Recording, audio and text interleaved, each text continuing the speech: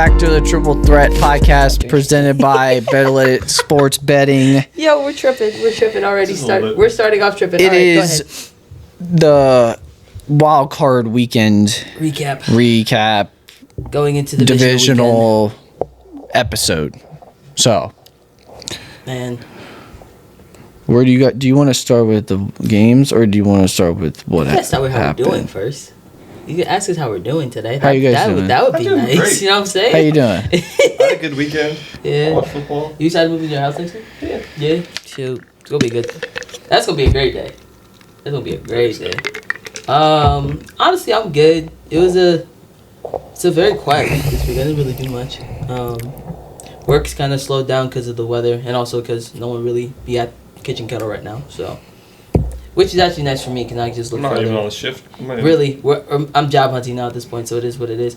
Also, we're gonna preface this now, just for the heck of it. If you see a cat or something on the screen, one, you don't, and two, we're just letting Jake's cats roam free, so we're just kind of, it's gonna be a liability. It is what it is. We'll deal with what happens. There's no cats. Hope to God there's no cats in this recording. But there's no you're cats. just seeing things, but we're just gonna pretend not. But yeah, obviously I'm sad. Steelers lost on Monday night. To be expected, honestly. I don't think we being the Texans, it was the one team I didn't want to see, and obviously they proved why, and we'll talk about it when we get into like our thoughts of it. But can I ask you, like, not to be, but is there a team you wanted to see?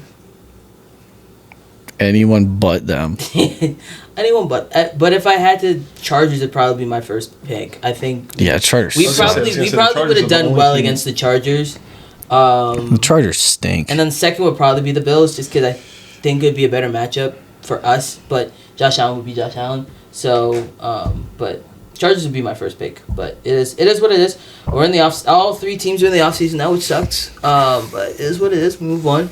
Season's Join over. the club. Season's over for us, but now we're just watching great postseason football. Which the wild card was great postseason football. That was. Yeah. We're not gonna talk about it. We're not gonna talk about it. We could have just glossed over We're it. glossing. I didn't mention it. I stopped myself before I mentioned it. It's fine. We're all good.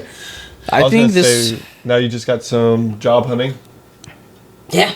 Two teams, big decision coming up. Yeah. I mean, I guess we might as well just start off with that. Yeah.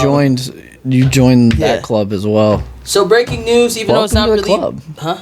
Welcome to the club. Breaking news, even though it's not really breaking news because we're recording this on Wednesday. Mike Tomlin a couple of days ago stepped down as the Steelers head coach. Was it yesterday? It was sometime this week. I think it was yesterday. I'm not gonna lie to you, I don't remember. It's at this point. But it was yesterday. It feels like a lifetime. It feels like a lifetime ago. But yeah, after 19 seasons, Mike Tomlin steps down as head coach. Did you watch the interview with the Ravens owner? Oh yeah, I watched the whole thing. That was one of the best press conferences I've ever seen. It'd be funny to see. Great switch up. Steve Bisciotti I think he might be part of the mafia. He just seems like a mob boss. There's a good chance. Yeah, it's a good chance he is a mafia. He's just a cool dude. But anyway, my thoughts on it, I think. Yeah, what are your thoughts on Mike Tomlin? It was inevitable. Down? I think week 18, it was kind of like if you lose this game, you're probably going to be fired. And then it was like, well, now you made the playoffs, but now you have to get to formidable Texans defense. If you lose that game, you're definitely probably going to get fired. But instead of waiting for that inevitable you're fired, he just I'm just going to step down. Which I think, one, respect to him a lot for just stepping down because he knew that his time was up. But also, secondly, if he ever wants to coach again, he would have to be traded, and therefore we get compensation for that trade. Which is good for the Steelers because now we can focus on our future with that.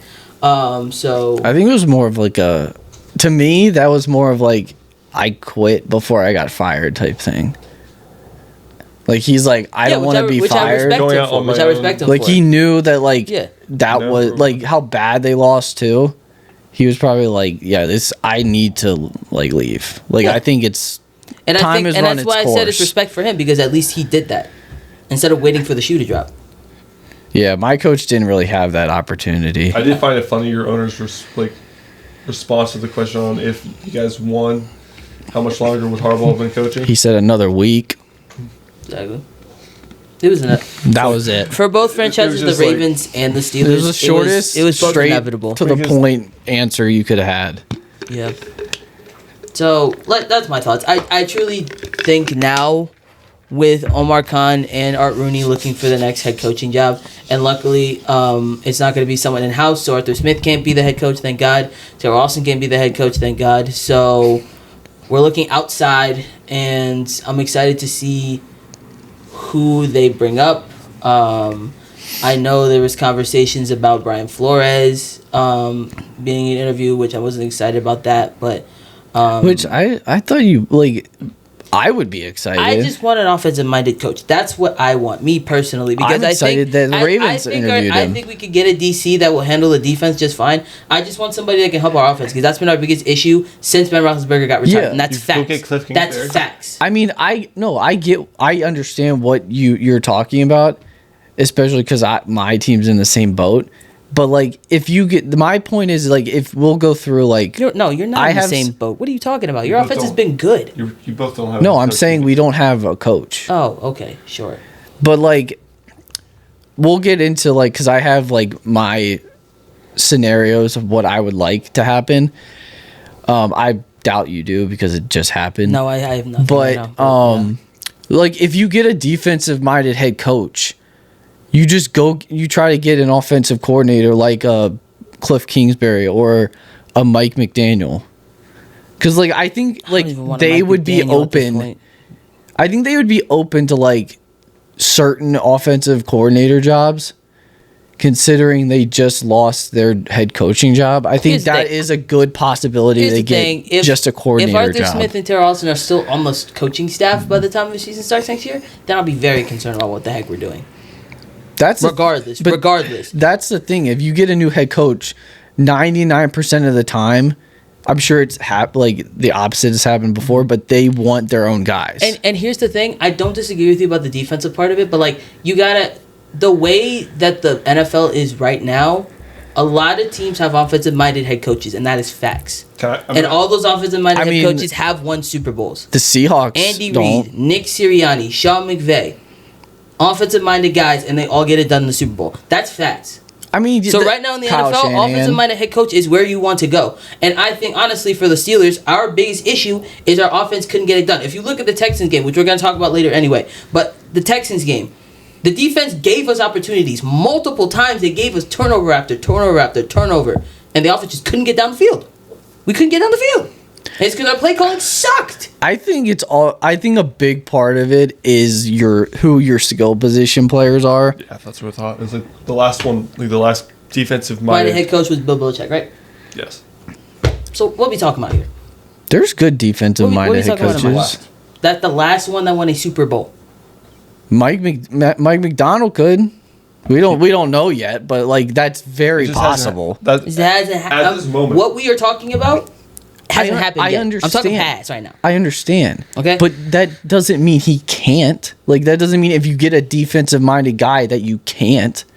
You won a Super Bowl with a defensive-minded guy. I don't disagree with you, but how many years ago was that? I understand it was a long time ago. So what are we talking about? Your biggest problem is your skill position. That's why you couldn't do anything. It's our offense. Our offensive coordinator sucks. That's why we suck. And you guys were going against the best defense in the NFL. I can't remember his name right now. That's how much he sucks. I want to get his name out my brain. He sucks. I'm not saying your play... Obviously, the play calling is not good. But, like, it wasn't good. Your skill position players don't help that. We could go back to the Ravens game. Who goes for it on 4th and goal when you can get 3 points and have points on the board? Well, that's Mike Tomlin's call. It was dumb. That's Mike Tomlin's call. And he agreed to it. He could have told him maybe we shouldn't. Maybe we should just kick a field goal. Yeah, so that's more on Mike Tomlin. So what are we talking about here, bro? We could also say, there's another thing you could also say with this whole thing. Your offensive line made a lot harder to get. Off-season, we're getting a new O-line. No, our O-line sucks. So I won't deny that at all. The plays could have been good. Just their offensive line didn't give them enough time to get the play to actually come to fruition. I just think we've been under the Mike Tomlin era for so long that we just need a change. We just need a change. We need new thoughts, new mind in the building. And maybe offensive mind will get us where we go. Because we know this defense will still be good, whether it's a DC that's on the helm or or if it is a head coach with a defensive mind. Okay, maybe them will still be fine. But I just want somebody new in the building that can get our offense, churn it, move it, can get the ball down the field. Because this postseason and a little bit going, I think, after the Lions game, we can never get the ball down the field, period. I'm going to ask you a question about the future of your team, though. My team made you look pretty good, though. Yeah. That's division. That's a whole nother thing. Go ahead. I'm just saying, you guys looked pretty good against the Ravens. Yep. Go ahead, Mike. So, for the first time in 20 years almost, would you be, like, in order to get a better future, you might not do well next year. Are you saying we tank? If you, not metaphorically tank, but, like, try and get a good pick for the first time. In a long time? Like a good lottery pick. Since Terry Bradshaw? Yeah. Good night. I would be depressed that whole season. I'm not gonna lie to you, but if that's what their plan is, then I'd have to go along with it. Cause you grow to get used to it. Yeah, I'd have to get used to it. Cause like if we're just gonna go get a top 5 pick, then we'll be like, okay, then Arch Manning is the vibe. That's what we're doing now at this point. That's what if we tank, then Arch Manning is our future. That's what they're telling me. If we tank, and that's or somebody else, but you get a good quarterback. You get a good quarterback. I could get Dante Moore now. Yeah, that could be a fact. Like you'd have pick if you got a good pick like that, you would have your options at quarterback. Mm-hmm. But it would be just for like next year because your most important thing for the future of your team, you guys need to find a quarterback. That's been your biggest issue, is the quarterback. You guys can't find one. You guys are consistently like 10-7, 9-8, getting into the postseason. How did we get 10-7 with Kenny Pickett? I will never understand. Your defense was amazing. No, I'm saying you guys are always stuck in that range of like 18 to like 24. So then why not having an offensive-minded head coach be good? Getting a Clint Kubiak as a head coach. You're telling me that would be good? I'm not saying it wouldn't be good. I'm saying that if you got a defensive head coach, what? I'd say just look who's going to fit your situation the best. Because let's be honest, your defense, the defense wasn't great either. They had moments. It was better. They had moments, but they were the 26th ranked defense. Bro, if our offense capitalized on our defensive turnovers, we might be in the divisional round. I know. Let's be honest. Jesse, I'm not saying just on horrible. He wasn't having a great game. I'm not talking about just Monday night. Sorry. The whole year, your defense was ranked 26th. That's what I'm saying. Most expensive defenses. I'm not disagreeing with that either. But that's my point. Like either way, I think it would be either way you need a new voice. So I don't think either way, if it's offense or defense, it would be bad. If you went defense. You need to get a good OC. That's for sure. But I don't think it's as bad as if you get a defensive mind as you think it would be. I'm looking at the camera right now. Pittsburgh. Arthur Rooney. Omar Khan. I'm going to zoom in on this. You can look at my face. If Arthur Smith is the OC next year, he's not going to I will not be a Steelers fan. He's not going to be the OC. Blank period. If Arthur Smith is an OC coming 2026, September, I will not be a Steelers fan this year. I would because without Mike Tomlin, there's definitely going to be horrible. I would bet more money than I have that he is not going to be. I'm looking at the camera right now to be facts. But let's move on. Let's just talk about the wildcard games. I'm done talking about Tomlin. I'm done. But my last thing would be, man. Okay. Thank you for a great career. You were great for us. Never had a losing season. All I can say is respect to you and hope whatever is next, whether it is coaching, whether it is broadcasting, that you thrive in that and do well, because as much as hate as I want to make Mike Tomlin, he's a great coach. And we can't deny how good he was when he was coaching the Pittsburgh Steelers for his tenure. It's just he never could get it done in the playoffs after the Super Bowl win. I have a lot of respect for Mike Tomlin. Yeah. I strongly dislike the Steelers. I don't want to say hate, but it's borderline. I don't know if you watched it. If you watched the episode last week. But I respect the crap out of Mike Tomlin. He is a very good coach. The same way I feel about John Harbaugh. But I feel good about John Harbaugh too. Yeah, it's just when you're there for almost 20 years, think like just in anything when it comes to 20-year time periods, I agree. Stuff's gonna probably get somewhat stale. I agree. And you need a new voice, a new message, and some new energy. Like, well, look at the Patriots. Even they got rid of their legendary. Bill Belichick was a legend. He was amazing for their program for. Yeah, I mean, Seahawks got rid of Pete Carroll. It's a lot of people. It happens. it's especially in sports. It's a matter of time. Like it's going to It happen. feels weird when it happens, but it's Yeah. like I want to talk about these wildcard games, but let's get into Wait. these wildcard games. Before we do, Goodness I gracious. want to know if you could pick who would be your head coach and who would be your staff that you would I like. can't think about this right now. I'm not gonna lie to you. Like that's a lot. You can't pick a. Are you saying perfect scenario? Like everything goes my way. What's the scenario that you would like? Like that you would hope for? So my perfect scenario. Okay. so like you can trade for anybody or No, just who's who's like available? you know who's available for the I most feel part. like you only have to say one person. So you go first, cause you already have your head coach and your DC. no, we don't have a defensive coordinator. Oh, you got mine? We got weeks ago. Oh shoot. Okay, then pick your Quinn's DC been our- and OC. Pick Dan your Quinn's DC. been our defensive coordinator. Pick your for- DC and OC then. Pick your DC and I OC want the- in your perfect world. I want the Raiders defensive coordinator. Who is the Raiders defensive coordinator? I forgot the guy's name, but Good night. Is he I don't even- available? I don't even know the Raiders defensive coordinator. he's in the Raiders. All you had to do is make him a call. And I mean, yeah. Patrick Graham. He did well with them. Is like Honestly, I didn't know who was their I offensive didn't defensive expect coordinator. that from you. I was. I Me didn't I did a little bit of expect it research from for you. our I didn't defense. expect it from you. That's all. Me and for- neither, because I didn't really think you would like anything from The Raiders. the Raiders. But the one thing that has always been good with the Raiders has been their defense. I'd say their defensive line, yes. Yeah. They have had good secondaries. I watched their secondary and their whole defense put up 60 points pretty much on the Chargers. This year? It was No, it was- it was two. Yeah. 2 years. Okay. It was recently. I remember. And Patrick Graham was still the DC then? Yeah. Okay.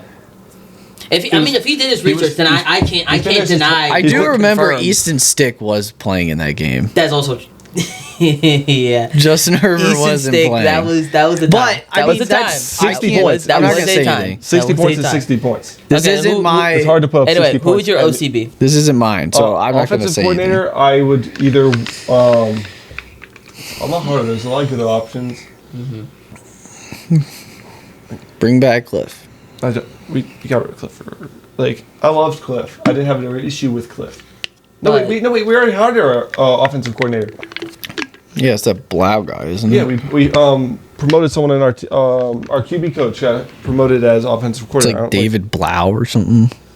He used to be a quarterback. I know he played Yeah, he in was our- college. He was our QB coach too. David Blau. Yeah, you're right. He You're right. played. I think he played at I'm excited. Purdue. It'd be interesting to see what he does. The last time, Very interesting to see what he does.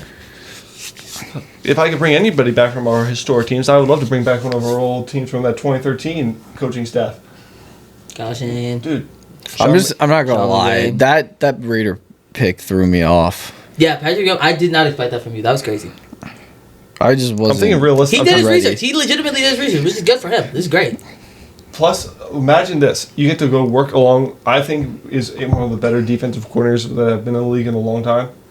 Dan But he was, Quinn. yeah, Yeah. he was the defensive coordinator for the Legion of Boom. True.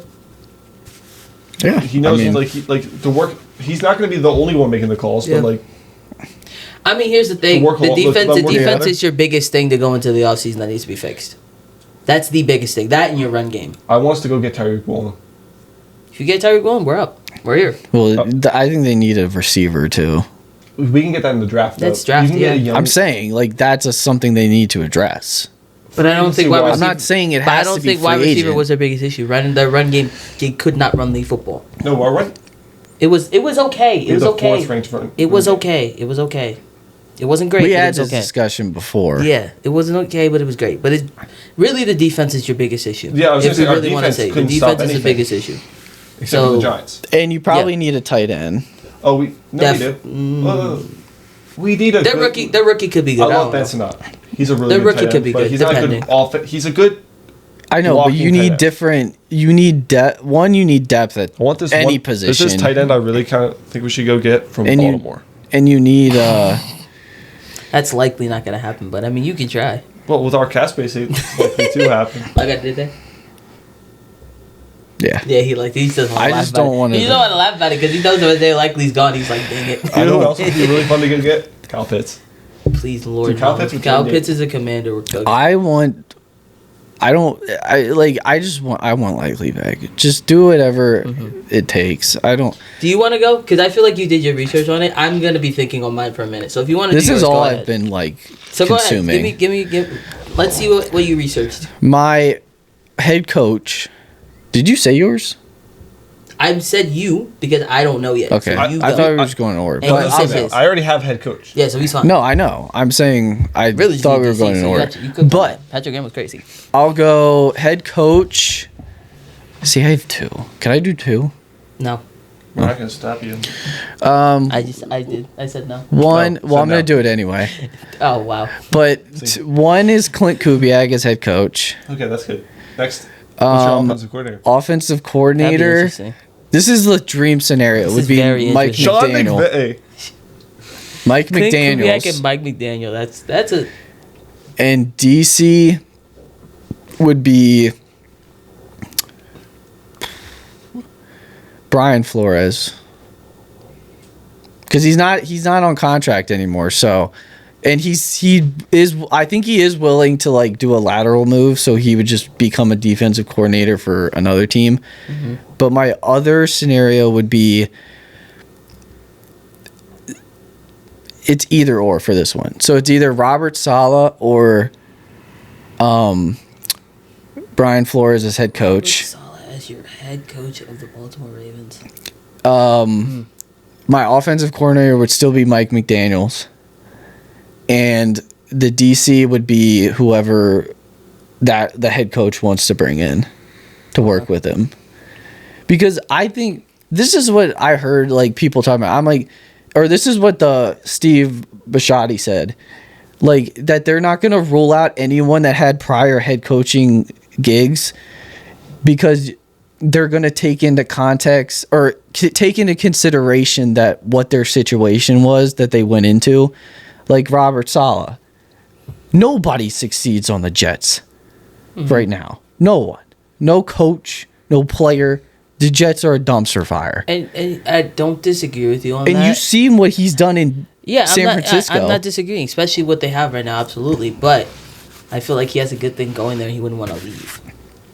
If he got if the Ravens that's just where I'm at. If he got a head coaching offer from the Baltimore Ravens, Yeah, he'll say yes. I yes, think of he would course. bolt Of from course he San would say- Francisco. Of course he would say yes. Which one? But I think Saleh. he'd be nervous about Saleh. going back to being in a head coaching position because of what happened with the Jets. Yeah, it was a horrible situation because the Jets are horrible. They're a dumpster fire, I agree. But after you go through the head coaching thing once, you go back to being a DC, and you're doing really well as a DC, you think in your head, I could get this offer, but do I really want to do that, or do I want to stick with where I'm good, or where I know I can succeed? Because if you go to Baltimore, it's iffy if you succeed or not. That's just me. That's just the Robert Saleh point of it. But Can I continue off of that?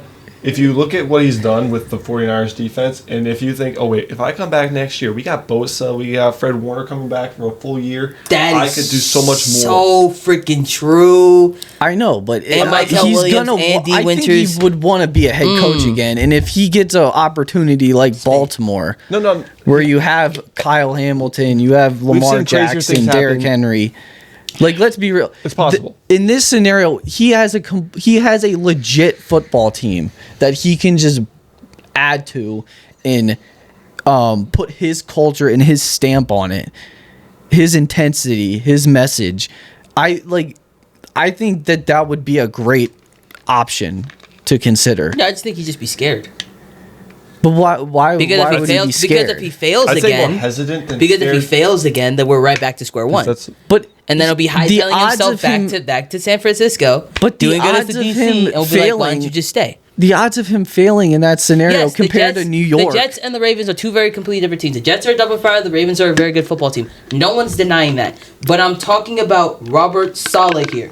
Knowing how bad you were in a bad situation with the Jets, he would want to be like, I could stay where I'm good, and I know I can succeed with the Niners and get a Super Bowl with them, or take the risk, go to Baltimore, who also has a good defense and a good offense, and hope I could get 8-9 wins. 8-9 wins? They had 12 wins this year. I just put a number out there. Y'all can chill out with that. Y'all can absolutely chill out with that. I mean, that was kind of a little shot there. That wasn't a shit. Steelers? Good night. All right. You know what? I'll be quiet. I'm just. No, I'll be quiet. I feel like that was a little. I'll be quiet. 8-9 wins. I'll be quiet. They don't typically do that. I'll be quiet. Robert Saleh's a great choice, bro. It's a great choice. Why can't I come back? It's a great choice. It's a great choice. It's a great choice. It's a great choice. No, for this. Because then that's what they're gonna think as a Steelers fan. Oh, he's gonna get 9 wins. That's what he thinks. I'm like, all right. Well, then what do you want me to say? I just thought that was a crazy answer, and you can explain it. That is a number that just popped into my head. I'm sorry, 13 wins. My bad. 13 wins. I apologize. I don't know why you're getting so salty about it. I'm not getting salty. It's the standard. We're not talking about the Steelers. Shut up. The standard is the standard, though. We're not talking about the Steelers. Look, in all honesty, I apologize. 9-8 wins, I shouldn't have said that. 10 wins. I'll say 10-11. I was just joking around. If you want to round it up, sure. But I just think if you're Robert Saleh, you feel good where you're at. You're going to get your healthy guys back. Going to get probably more defensive players in the draft anyway. You feel good where you are. You feel good and comfortable where you are that you wouldn't want to risk getting a head coaching job. And then if it does crumble, then everyone's going to be coming at his neck again. And then they're going to be like, well, I should have just stayed with the 49ers. That's just where I'm at with that. If he does decide to go to Baltimore, I'm like, all right, all power to you. Maybe he will do better.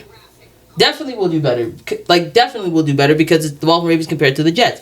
But it's just, your confidence won't be the same confidence that you have when your first time. Your first time, you have all the confidence in the world because you're like, I'm going to change this organization. I'm going to make them better. I'm going to do me. Da-da-da-da. And at certain points, the Jets did look good, and then they didn't. So you just think that if he goes into that situation again, being a head coach, it just wouldn't be the same confidence and intensity. That's just where I am with that. But I think it just depends on the situation that you go into. Pick as the Ravens, so that's a pretty good chance to make it. Like with that. True. I just think like the confidence factor just has to do with. Are still in the playoffs, so they could get either the 25th to 28th. Okay, cool. With the confidence part, I just think it depends on what situation you go into. Like if you're going to the Jets, I don't think he was very I don't think he was like confident. Did he was you probably hear intense. his first interview? He was probably like press? excited, but I don't know if that's like he was really confident in the Jets. His problem was in New York. They couldn't find a quarterback, and their offense was terrible. For the most part, like his defenses were one of the best units in the NFL.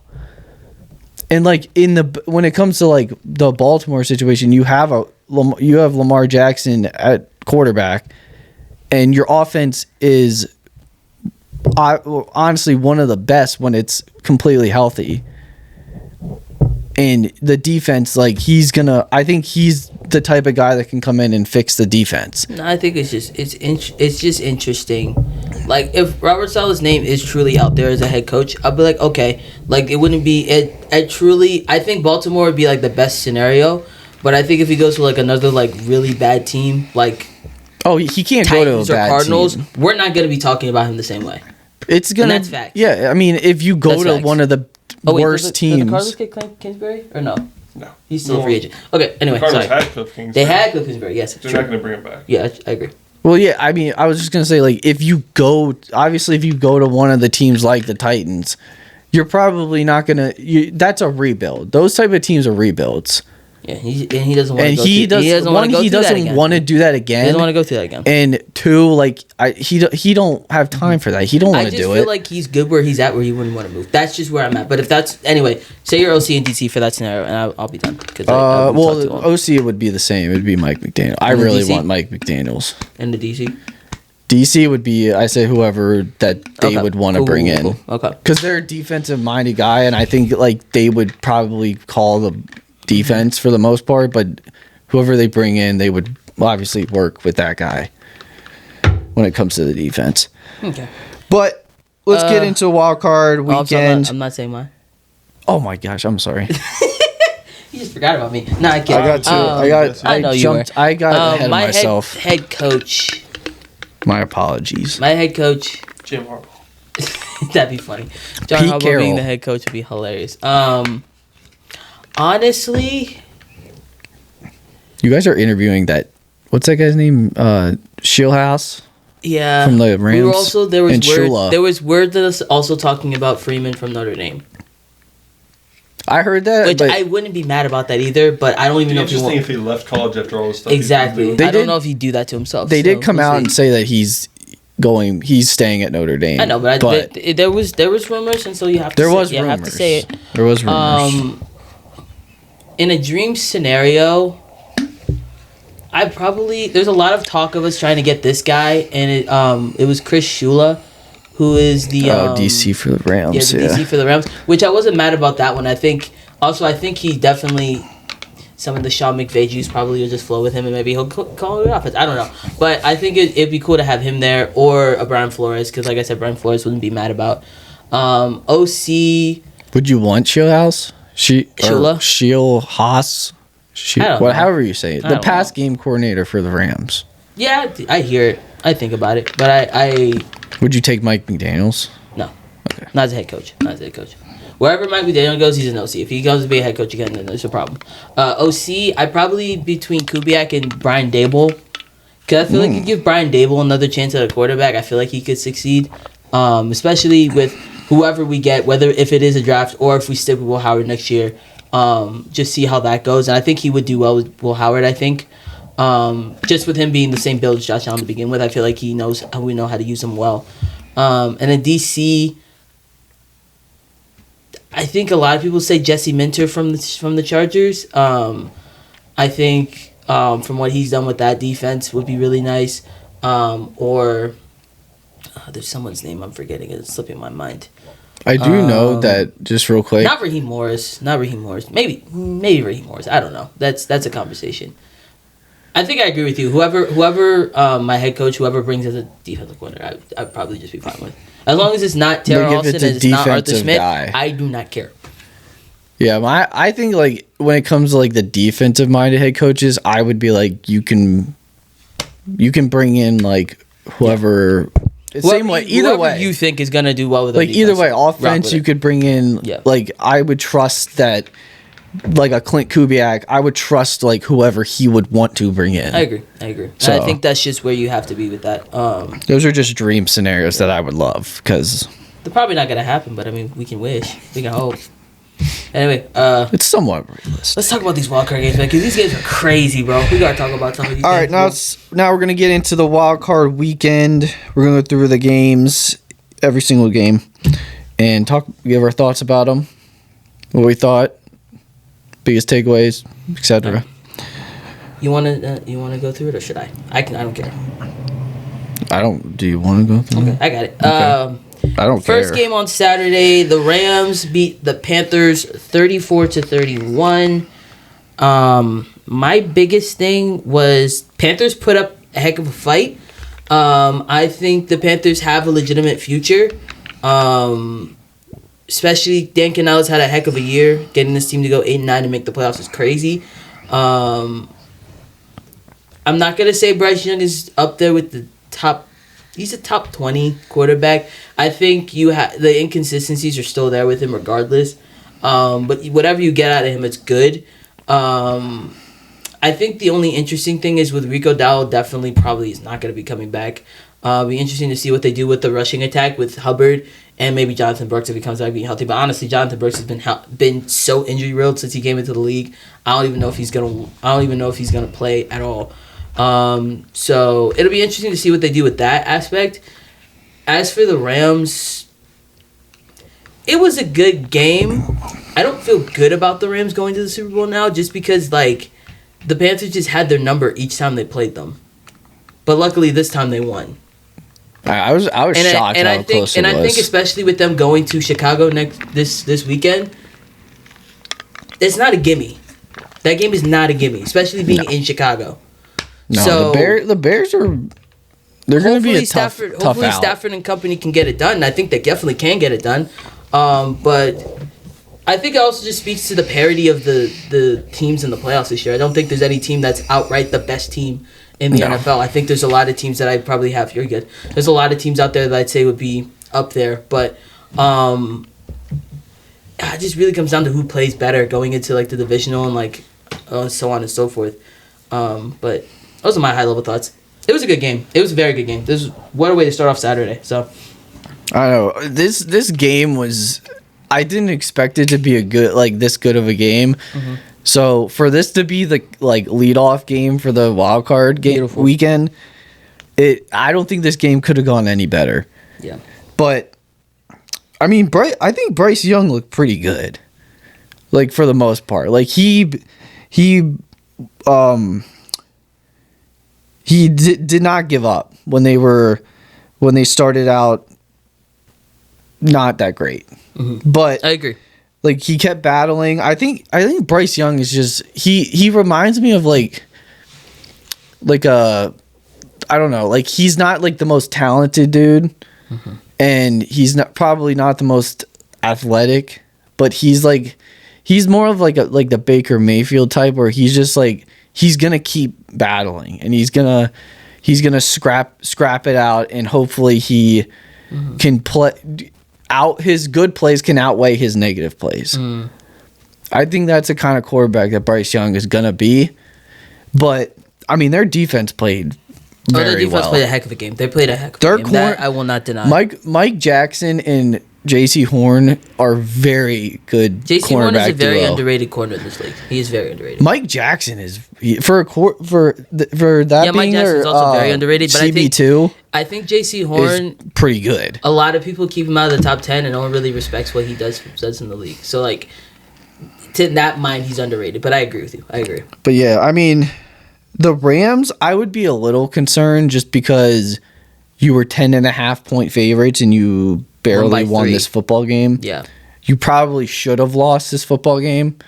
But I mean, I think the Rams have just as good of a shot as anybody to get to the Super Bowl. Like I said, it's the parity. It's just a matter of can they play like we all know that they can play like can Matthew Stafford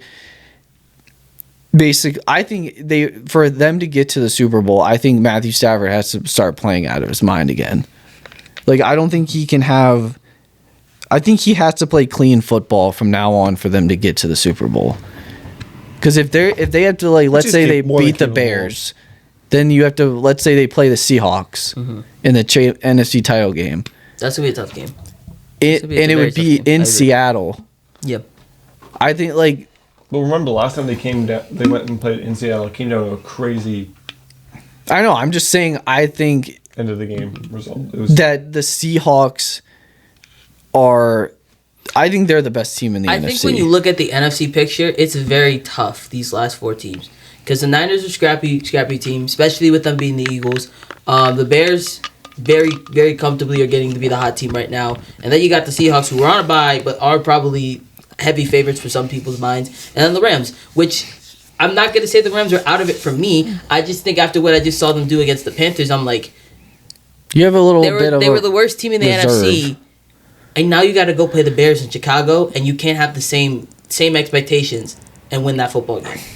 You can't. Yeah, I mean, because if you do that, the Bears they're not going to cook the Bears, or the Bears are not going to cook them, but the Bears will know that, and then they will make that the game, they will silence the game before it even happens. So it just makes you hesitate a little bit. And that's back to what I said. There's so much parity in the playoffs this year that any team could really make the Super Bowl this year. It's not really a team. The only seasoned NFL team right now in the playoffs, I think, is the Bills. I think they have the most experience. Yeah. Me personally, but that's just me. You can give your thoughts. Well, them and the Rams probably. I mean, I think more consistently, the Bills have been. I think they've consistently been deeper in the playoffs. AFC, it's the Bills. NFC, you could put whoever you want there. Yeah, I was just pointing really put the Seahawks. They're all very young. Like I said, whoever you want in the we're NFC. not saying the Rams, Seahawks. Cool. We're saying the Rams and probably the Bills have they are the most experienced teams going into the playoffs. I was just saying that the Bills consistently I think they can. I'm pretty sure they consistently get deeper into the postseason Also, than the the Niners Rams. have been consistently in the playoffs, minus last year. Yeah, I would say. I mean, you could throw the 49ers in there. They've been to a Super It's a Bowl. conversation. They've been to multiple title games. Did you have anything you want to say about the game? You want to move on? Okay. All right. Then next game Saturday, we had the Bears come from behind victory against the Packers, 31-27. Wow. I like me some Bears. Yo. I've been on the Bears the whole year. I picked them preseason to make the playoffs. You did. I think when you're looking from... You picked a lot of teams to make the playoffs. Yes. That's how it works. There's 14 of them. I don't know what your point is. Funny. This is going to be a funny conversation. I think when you look at this from the Bears, from... Caleb did not play a very good game. We'll be out there point blank. Minus the fourth quarter. He did not play he played a very C+ game. And I think... Yeah, totality, yeah. Yeah, totality was C+.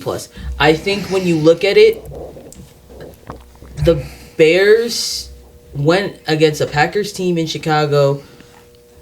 The Packers were very confident, and as they should be, because you get Jordan Love back, and he's throwing to all his receivers again. I mean... Josh Jacobs with all the rest. Had a rest time.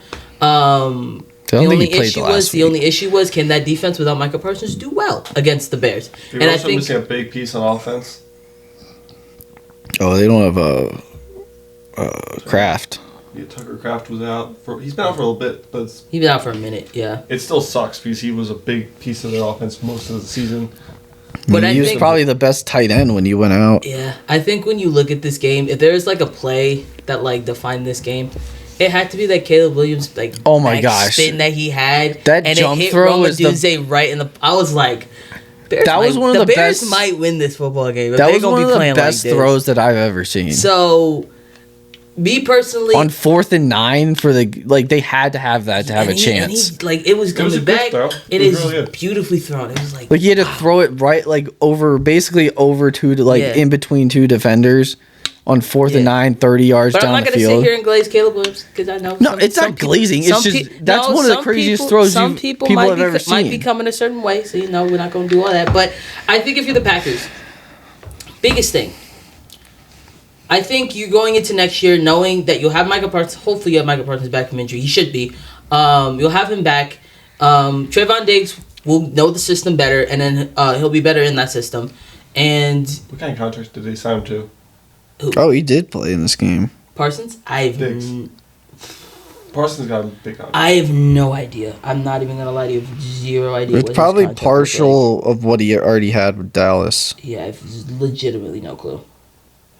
I didn't even know he played in it. He played in that game. He didn't play do much, but he much. did play in that game. He had one tackle, but yeah. I didn't even realize he was out there. Yeah.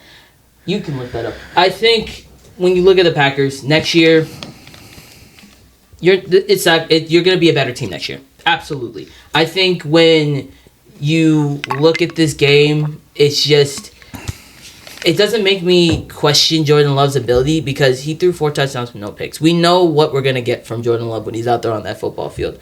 I think you just went up against a Bears team that just wanted it more, if that makes sense. No, they did. Like the Bears just wanted it more, and they just took the game from under them. Especially because of how big a lead they had going into the half. It was 21-3 or something like that? Yeah, 21-3. I want to say it was like that going into halftime. It was 21-3. So they had a very big lead going in.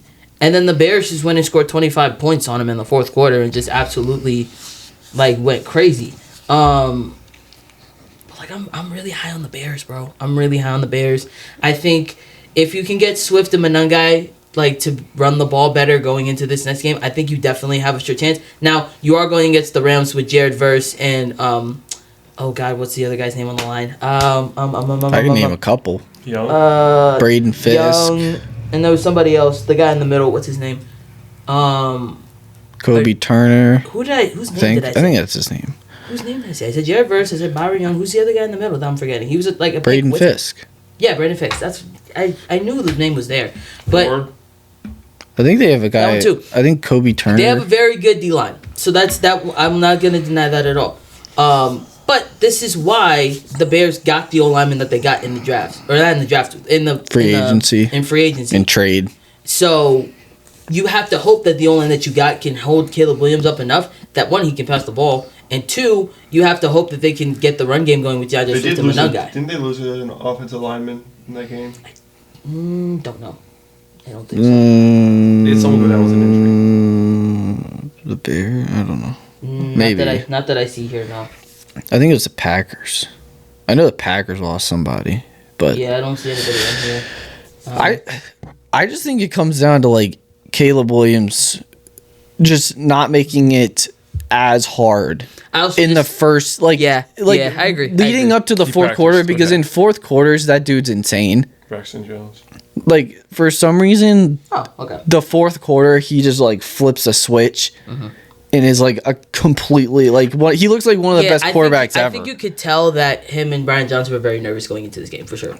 Yeah, I just like if the Bears want to get to where they want to get to, which is a Super Bowl, Caleb just needs to make it not as difficult on himself in the first like 3 quarters. I agree. Just make he needs to be more consistent when it comes to. There's another thing we're talking about, just play a full game. Broncos? I think it was. I don't remember. Because the Broncos had the most fourth quarter comebacks this year, didn't they? Yeah. Probably. Oh, there it was. Yeah. The guy. There was a guy who got an air cast. Ozzie Trapilo. Yeah, that's what I was talking about. But anyway, that was a big. That was. But also shout out to Colston Loveland. I like Colston. Loveland had a game, bro. He had a game. I think he has one the. Good I think he's top 5 for most yards for a tight end in their playoff debut. Whether they win or lose, Colston Loveland's going to be a very good piece of that offense going into next year.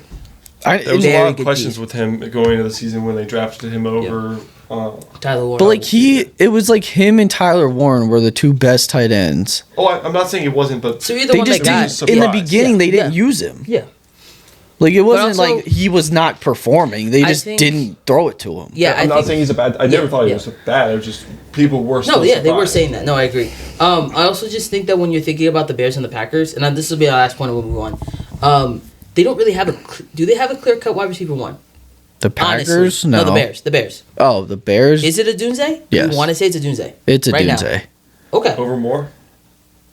Because some people would say a Dunze, some people would say Moore, some people would say Luther Burden popped off a little end of the year. And Colston Loveland has been playing good up until this point. Okay, are we talking receivers or wide receivers? Like, are we doing the whole package? The number one person catching the football, whether it's tight end or receiver. Option, number one option. Right. Number one option. Thank you, Mike. Number one option right this second is probably Loveland. Yeah. Okay. But wide receiver, it's a Dunze. Yes, I agree. Absolutely. Because I think he trusts the Dunze more than DJ. DJ's dropped a lot of passes. Didn't drop that touchdown pass. I'll tell you that much. He did drop another one that he should have caught. Drop that touchdown pass. That's all that matters, though. I mean, he has dropped a lot of footballs. Do I not disagree? No. No, I'm just saying. But he caught it. I know he caught the touchdown. So, that's good. That's the most important thing. Yeah. But we can move on. This was a very good game. And back-to-back Saturday games were amazing. It was like, wow, Sunday's going to be amazing. And Sunday was amazing. The first game we had Sunday, Mine was the Sunday night game.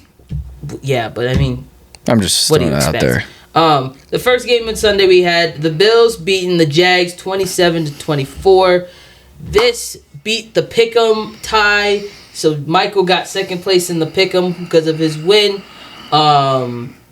Biggest thing, I can't really talk about this game because unfortunately I didn't watch it. So you guys can talk about it. I was busy. I was busy Sunday morning, so y'all don't flame me. I was a busy man, okay? Do you want to talk about the game or do you want to talk about what you were doing? Oh, wow. You want to call me out like that? That's crazy. Dang. Jeez, Michael. I'm trying to talk. Jeez. He was just finishing his thought. Wow. It was a long thought. Good night, brother. Just right, go. Man. Just go. Jeez. Yeah. Goodness. Oh, my God. This is great. Yeah. Jake, did you watch the game? Yeah. Oh, I was watching. I didn't take my eyes off it. From my perspective, this came down to lack of experience from Trevor Lawrence. I I don't know if it was lack of it. I mean, obviously he has less experience, but I don't know if that was the determining factor for this football game. I think it was the turnovers, which are caused by the lack. Timeout. The last pick was on their game-winning touchdown that went off the receiver's hands. He should have caught it. It was behind him. No, it wasn't. That was a bad pass. Oh my gosh! I want you to rewatch the play. That was not even close to behind him. It was. I don't think it was. I thought it was like out. He stretched his arms out. Yeah, behind him. No, in front. Pull up the play. Or Jesse can do it. Let Jesse do it because you were giving your thoughts. But anyway, this game came down to the turnovers. Is it bad that it's just so stupid that the first thing that comes up was not anything football related? No, that wasn't it. No, it's the last play. Good night. Yeah, don't look up Trevor Lawrence pick because it's not going to be anything football related. Look up Jacoby Myers drop. That might give you a better. Or no, yeah, go to the game highlights. Yeah, if you just go to the end, it should be like at the very end. Because it was literally like the last play. It was the last play of the game. Anyway, I'm trying not to let this get dead. Keep talking. I don't know. I'll tell you this: Parker Washington is pretty freaking good. Excuse me, I didn't mean to burp into the mic. That was I didn't actually mean to do that. But Parker Washington he's very underrated. He's like a Christian Kirk type receiver. Like a little he's not like super big, Please but don't bring up Christian Kirk's name. I mean that's the kind of the slot but the dude plays hard. The dude he impressed me. The catches he was making in that game were pretty nuts.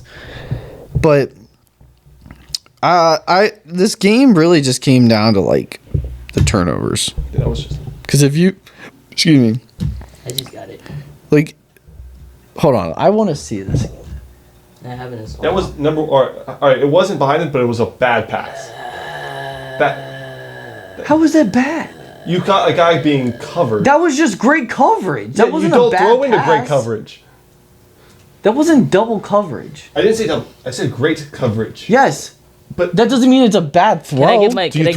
So you're telling me quarterbacks don't throw into great coverage? Can I give my 2 cents on that? Is that what you're telling me? Can I give my I'm saying you shouldn't throw into great coverage. Okay. Michael, but I will say we've seen quarterbacks thrown in. What? Jake, can I give my 2 cents? Can I give my 2 cents, brother, please? I think we've seen quarterbacks before throw footballs like that into really good coverage, and the receiver somehow still manages to catch a football. It went off his hands. I think when you look at it from a throwing perspective, I wouldn't technically say that was a bad throw. I think it just fell off his hands. And then it just accidentally went into the defensive player. That's just football at the end of the day. But we've seen quarterbacks do crazier throws like that in worse coverages, and they still somehow come up with the ball. Like, one that comes to my head is the Eli Manning to tie in the Super Bowl where he caught it on his helmet. Like, he was definitely double coverage, and he still caught that. Like, there's been plenty of quarterbacks that have done throws like that, and the receiver still comes up with the ball. So I wouldn't come out here and say it was a bad throw, because it hit his hands. Like, if you throw into that window, that's a good pass. That's a timing pass, so he's anticipating that, and he's trying to give his guy a chance at catching the football, which he does. All right. He just drops it. Let me see. We're gonna pull up the right. Yeah, brother. That's a drop. That hit his hands clear as day from this angle. Like, it's great coverage. Right there. But right there. the dude's open. He's open. Yeah, clear as day. It hit his hands. Yes. When you look at the very end, you can catch a football. We can say the same thing about AJ Brown. It hit his hands. You got to catch a football. I'll say this: when you look at the end of that play, when the ball is tipped up into the air, yes, that's great coverage. But when he throws the football, he's throwing to an area. He's throwing the dude. It's the timing routes. He has to throw it into that window at that time. But the what's it called? The makeup coverage on the I play also will agree with Michael. Maybe there was probably a better option he could have thrown to. There probably was a better option he could have thrown to. But quarterbacks do that all the time where they throw it to that option and they hope and pray that they catch the football. I mean, yes. On every play that doesn't go right, you could say that. Yeah, either way, I mean... That's a drop. Yeah, should he have probably thrown that football? Probably not. But I think if you're looking at it from that perspective, I think it makes sense why he threw it because, I mean, Jacoby Meyer has been doing that since he came on the team. So, it's very finicky. I'm not going to sit here and say that it was a good pass, but I also won't say that if it hits... I think we can say this about a lot of receivers. If it hits your hands, you can catch it. And we've said that about many receivers in the past. I won't say it's a good pass. I'll say if that ball hits you in both of your hands and it goes through your hands, you should have caught that. And I'm not going to put that on the quarterback. Because we would say that about any receiver that happens to. We would say that's on the receiver, not the quarterback. I won't say it's not probably the greatest pass, but I don't know. I would have to look at the play, but I don't know how many other options he had. And on that play, there's so much that going into it. That play is probably designed for Jacoby Myers, and it wasn't like he was completely covered. Go ahead, Mike. Say what you want to say. When you have that much time left to throw that kind of pass. Yeah, I get that. You kind of got to be aggressive, though, when it comes to that point of the game. But you got to be aggressive, but you also have to be smart if you want to stay in the game. You've got a kicker who can hit a 70-yarder. Okay, I don't know how you can put that on... how do you put that on Trevor Lawrence? More times than not. When the game I know it goes on the stat sheet, but that's not on Lawrence. You're telling me that type of pick It's on both of them. Because one, if Lawrence had a better option, then he probably should have thrown to that better option. But also, two, Jacoby Myers should have caught that football. Every play. I'm just saying, if that happens to a receiver where it goes off of your hands like that, do you know how many contested catches we see? That's a contested catch. That's just unfortunate. I mean, Jacoby had it in the hands and everything. Sure, I'll agree with you that could there have been a better option? Yes. But I'm not gonna say that's a terrible I don't know from play. this play. Maybe Parker Washington was probably open down the field. But we don't know. I was just about to say, I'm looking at this play. I paused it. I want to see what this guy does. Go ahead. That's strange. That was one of his best targets. Good.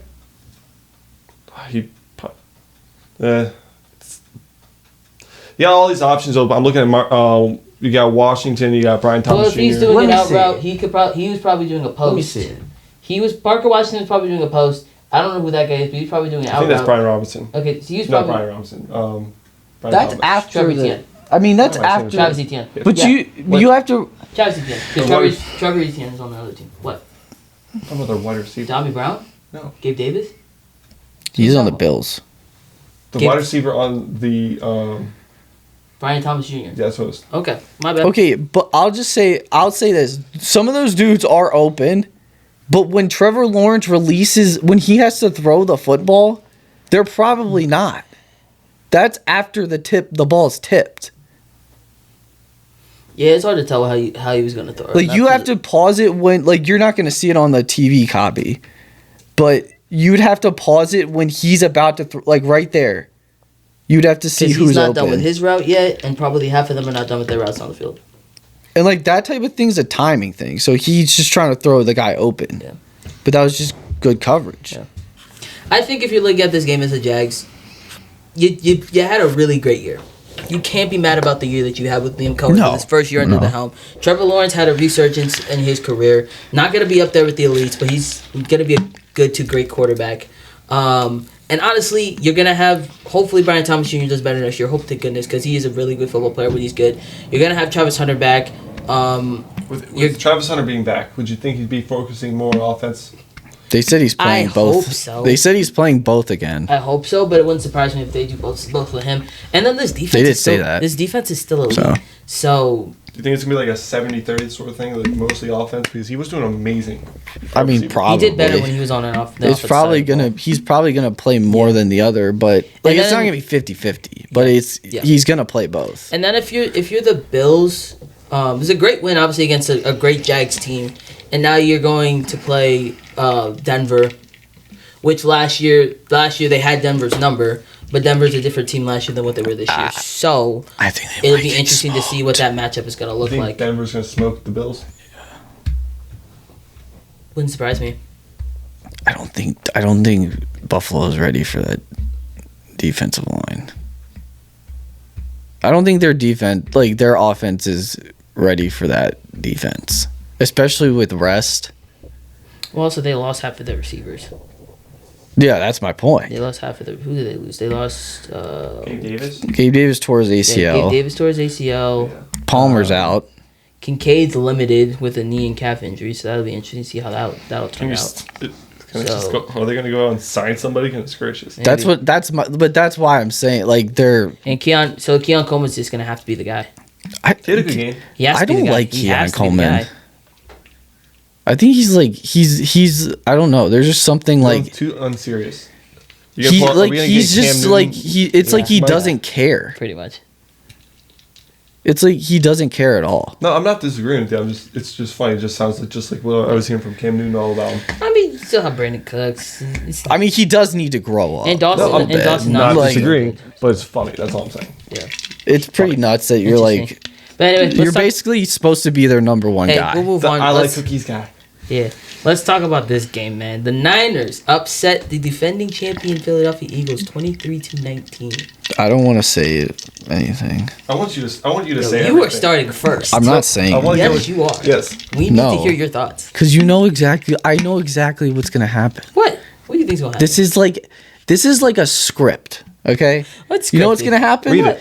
I'm gonna say something about the Eagles. Yeah. Michael's not gonna like it. He's gonna start trash talking the Eagles. Then we're gonna get into an argument. That's what's gonna happen, and you know I'm right. I'm enjoying it right now. The Eagles are in Cancun right now, and I'll say this. I'll say one thing. Go ahead. Say one thing. One Barkley looked pretty good. He did. Yeah. And I'll say that Brock Purdy's a gamer. Like that dude is. You still think he's a game manager? No, I don't think did I say he was a game manager? There were conversations to be had. I don't remember. Maybe in the beginning, but I don't think I haven't thought that since a couple years ago. He did have 2 picks, but it wasn't his greatest game. That was best game. I'll say this is what I'll say. That defense, considering how many freaking injuries they have, yeah, they're playing out of their minds. Yeah. Like Robert Saleh's got that defense like humming right now. And now you see why he would want to leave. Well, I think that's why he would want to leave. Because you think I think he has the confidence that if he goes to a team like we were talking about earlier, I'm not going to go to the whole discussion. We're not going to go back into that. But if he goes to a team like the Ravens, he has the confidence that he could turn that defense with healthy players into like even better than what he has right now. I think when you look at this 49ers team, your best receiver was your wide receiver 4. I think Marcus Robinson was wide receiver 4, I believe. I can double check that to make sure, but I believe he was wide receiver 4. Also, or 3. I think he's 3. Yeah. 3 technically. Also, prayers up to George Kittle. That was terrible. Technically target 4 most of the season because Christian McCaffrey's on high target for receptions. It just sucks what happened to George Kittle, man. Yeah, obviously we got to start. I mean, tearing your Achilles like that sucks. Especially it's Achilles. It's Achilles. If you were watching, that's a whole other conversation we can't get into right now. Like me and Katrina were obviously watching the game together. As soon as that happened, and I saw literally see his Achilles. Like I saw, like you saw him on the ground. I'm like, oh, so they showed the replay, and I didn't see anything. Like I thought it was like his ankle. Yeah. But. And then I watched it again, and as soon as they replayed it, I'm like, it's not his ankle. I looked directly at his Achilles. Yeah, it was exactly like basically every It sucks. Achilles. It but sucks it looked like because- Halliburton's Achilles. How injury riddled the San Francisco 49ers team was. You were so happy to get George Kittle back from his previous injury, and now you don't Wasn't have his him for other the- injury an ankle? I think so. Which And would make sense why it would have would make happened. sense why his Achilles. Yeah, Was it the same They leg? did get Trent Williams back. They did get Trent Williams It was a back. huge piece. And I think what Michael said might be true. We might have a Fred Warner appearance in the playoffs. Yeah, if they get to the NFC if title they make game. the NFC title game, he will be back, I would love. which would be interesting. If they beat the Seahawks, that'd be awesome. Like I'm not saying they're going, but it'd be, Yeah.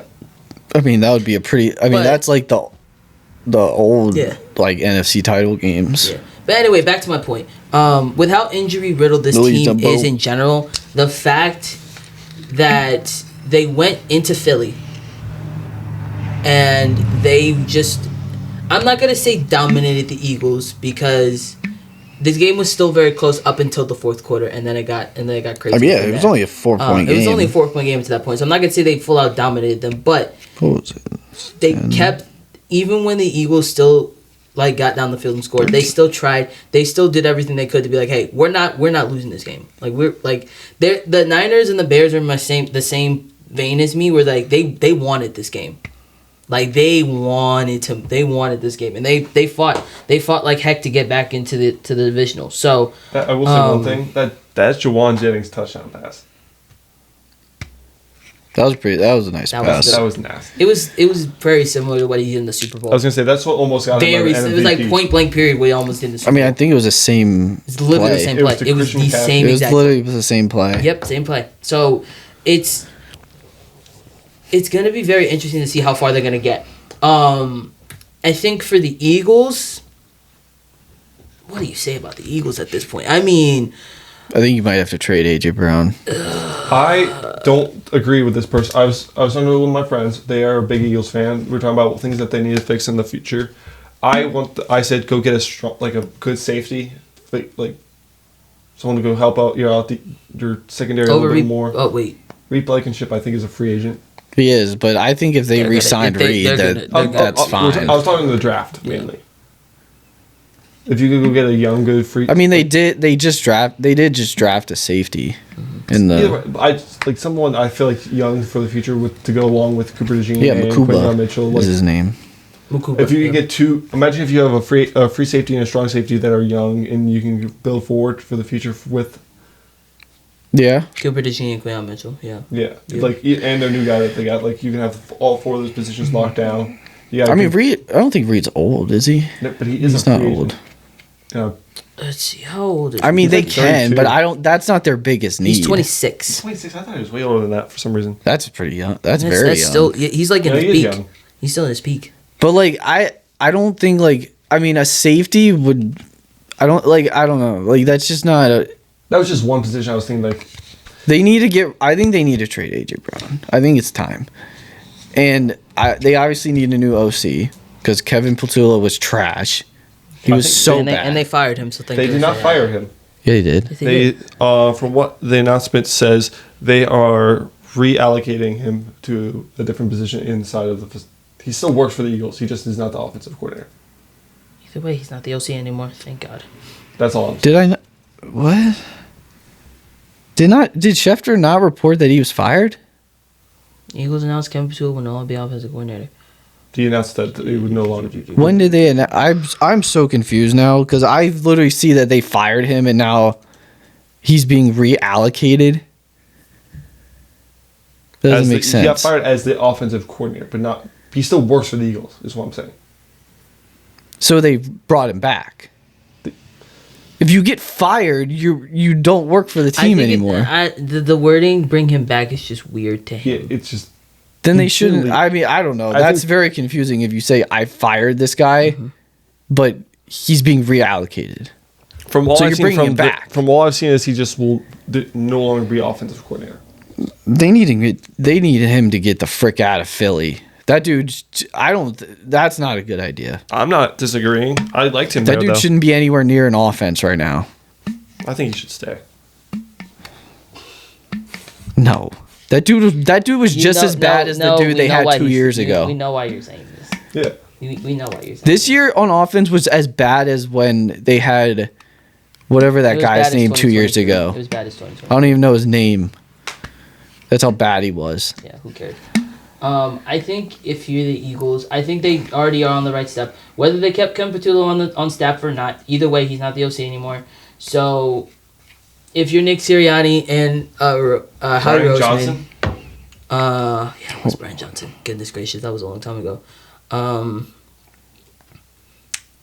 If you're Nick Sirianni and Howie Roseman, looking for that next OC is critical for your team's success next year.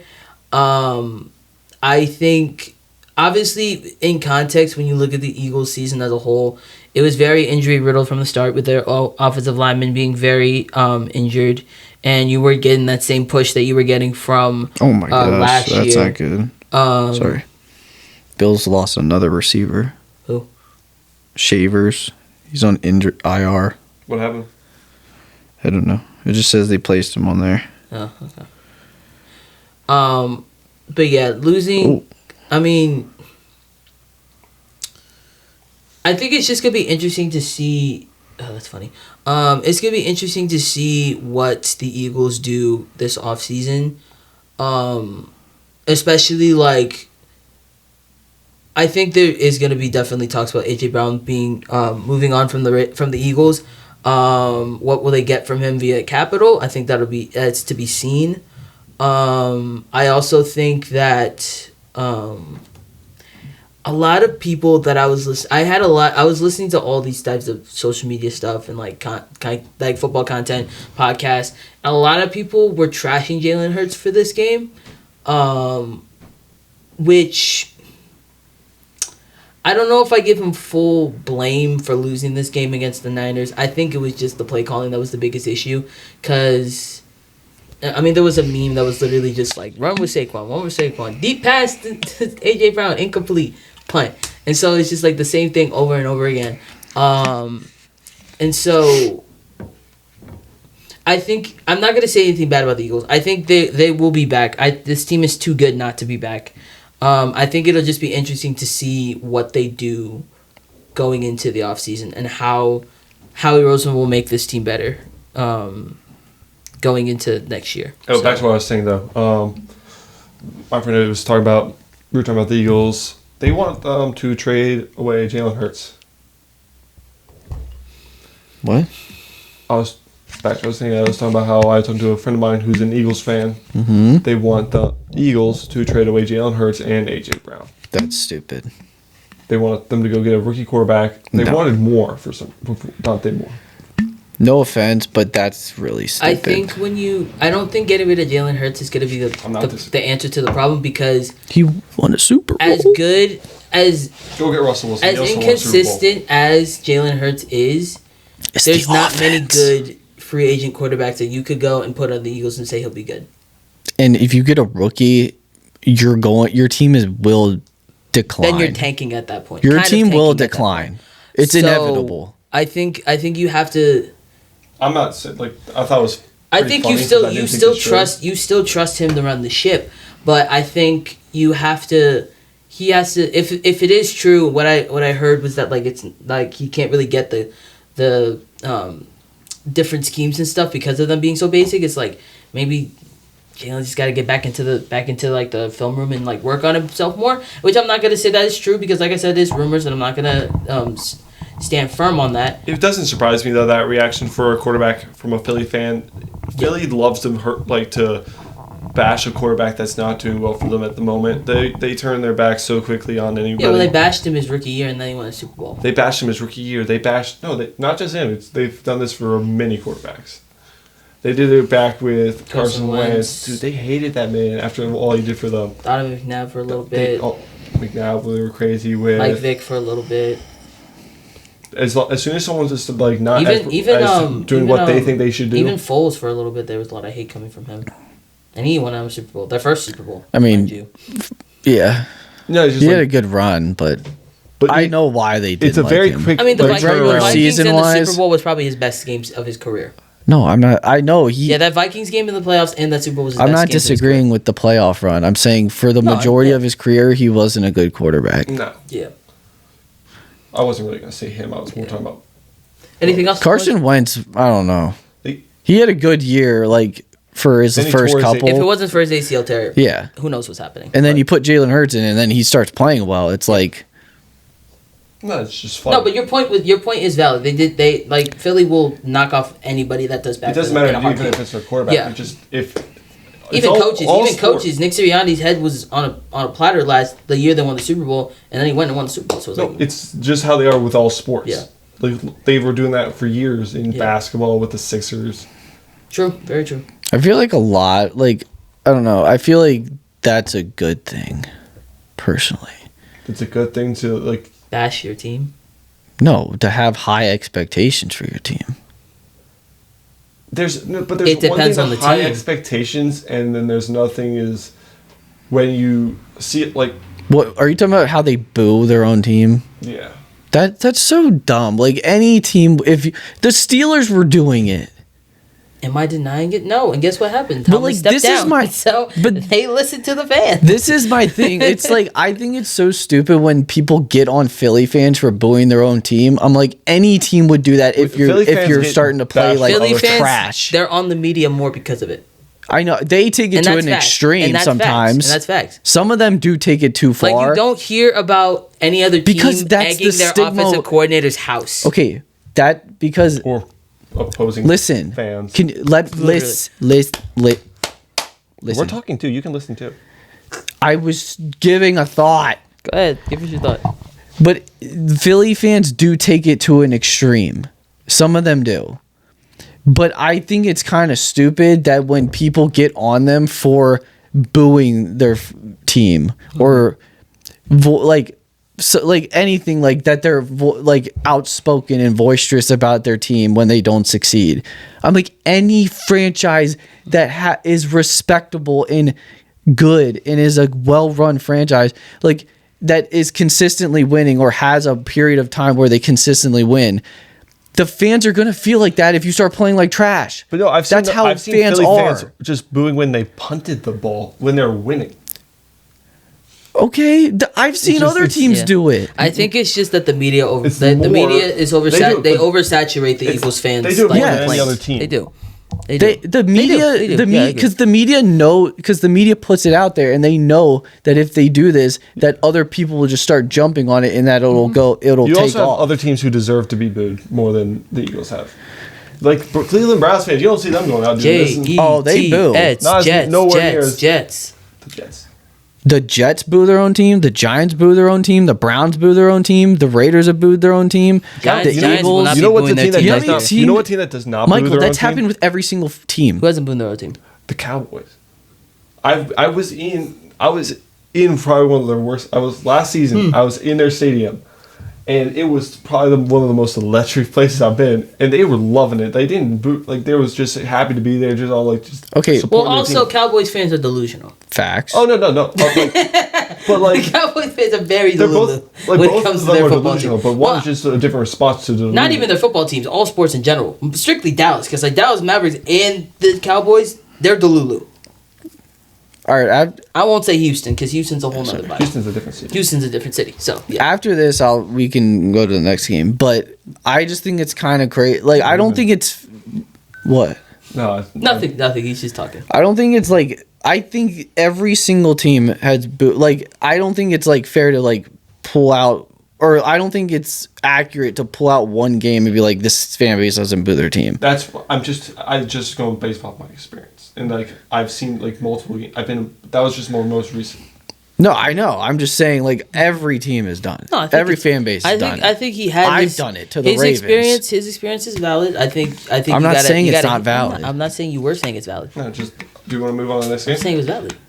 Okay. Yeah. Speaking of bad quarterbacks, we had the Patriots curb stomped the Chargers on Sunday night, 16-3. Probably the second boringest game of the Wildcard weekend, other than the one we're going to talk about next. But I don't know.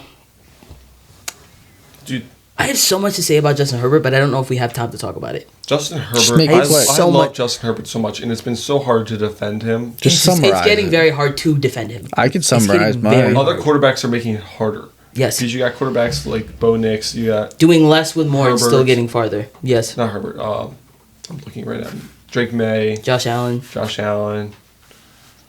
Some would say Joe Burrow defensive-wise. Joe Burrow's definitely done, like, offense, he's got a lot more help offensively. Yes, I agree. But defensively, about the same, honestly. We got Derwin James, but in Khalil Mack. But I truly got nothing to say about this game. The Patriots dominated them in every facet of this. They cooked them. I was talking to one of my friends. We don't know if this was not the check that we were hoping it was going to be to see if, like, the validity of the Patriots. No, I agree. It's going to come this week when they play against the Texans game will be for sure, like, if they beat the Texans, we're here. I'm going to say one crazy thing, but it's like, right now, just making that 2024 QB draft. Oh my goodness. 2024 QB draft look amazing. It's amazing. Yes, I agree. Only 2 QBs don't have a playoff one. Well, 3 now. 3 now. I think. I'm trying to think of the other one because Bo Nix doesn't have one. Oh no, that was never. Bo Nix doesn't have one. Excuse me, ignore me. Penix. And yep. JJ. And JJ.